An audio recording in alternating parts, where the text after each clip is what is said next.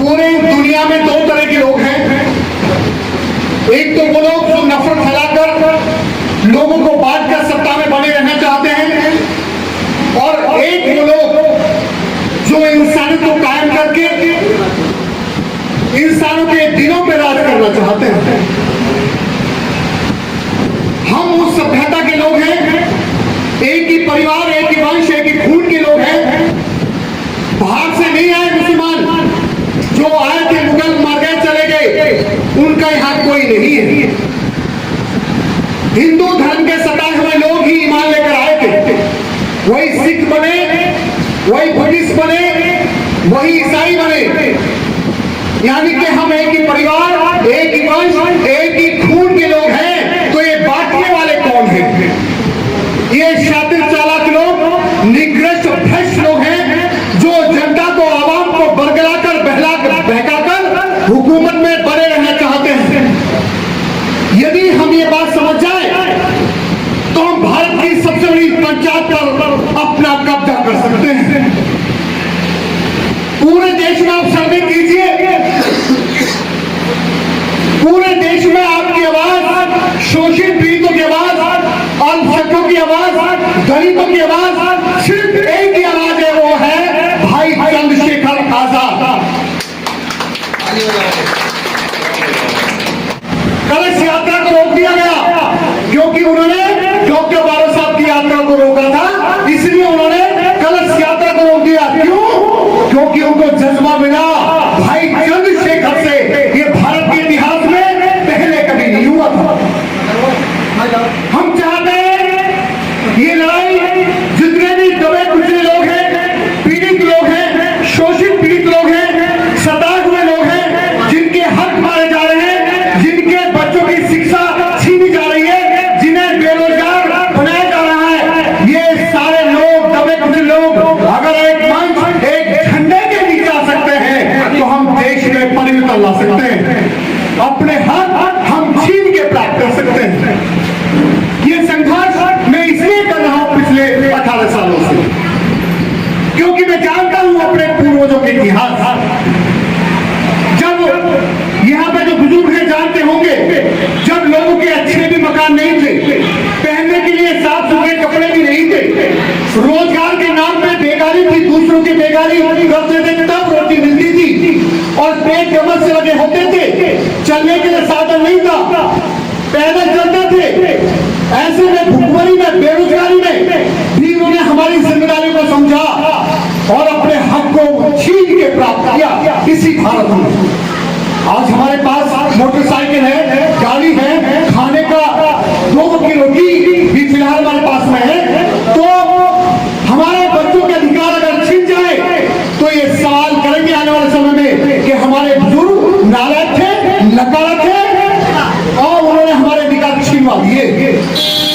जरा सोच कर देखिए, अगर पुलिस वाले के 2 डंडे पड़ जाए तो आदमी मिशन भूल जाता है, घर में बैठा लेते हैं उसके परिवार के लोग। शबीरपुर की घटना घटी, वहां हमारी बहन बेटियों के घर जला दिए, मवेशी जला दिए, मवेशी की टांग काट दी और हमारी बहन का हाथ काट दिया। इस जुल्म को भाई चंद्रशेखर ने बर्दाश्त नहीं किया।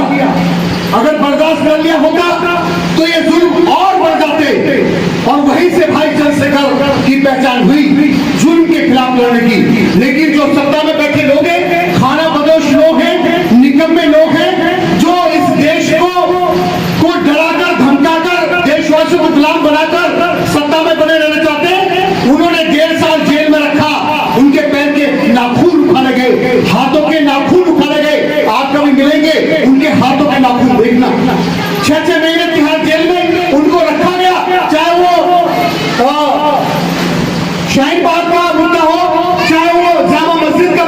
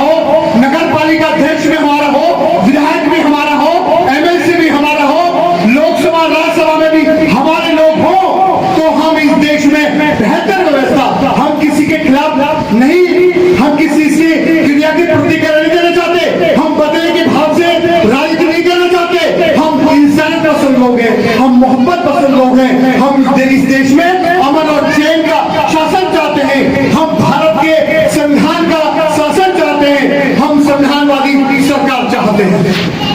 इसमें आपके साथ की जरूरत है और नो डाउट इसमें कोई दौराई नहीं है। भाई चंद्रशेखर का साथ मुस्लिम भाइयों ने बहुत ज्यादा दिया है, दे रहे हैं। जहां भाई अपनी मौत को हथेली पे लेके चलता है तो उसके साथ भी कई सारे भाई अपनी मौत को हथेली पे लेके चलते हैं। इस्लाम में लिखा है जिल्लत और मौत, जिंदगी ये सब ऊपर वाले के हाथ में है। जब सब कुछ ऊपर वाले के हाथ में है तो मौत से डरना क्यों है? किसने डरना है? मौत को घर भी आई